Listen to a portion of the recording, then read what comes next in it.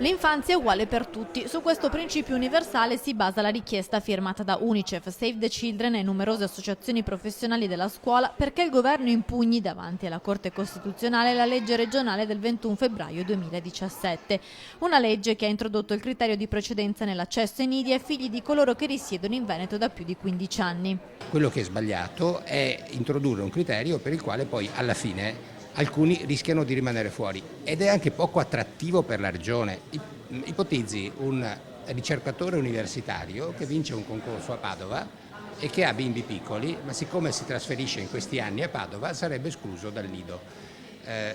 Viene sottratta la disponibilità di posti anche a situazioni nelle quali invece ci sarebbe un maggior bisogno. Una scelta che, dicono le associazioni, va contro le richieste dell'Europa, che sollecita un sistema educativo inclusivo e che penalizza una grossa fetta di famiglie. La copertura dei servizi per l'infanzia da 0 a 3 anni nella nostra regione, inoltre, purtroppo, secondo i dati di Save the Children, non è tra le migliori. Abbiamo una copertura nazionale intorno al 13%, che già di per sé è molto bassa.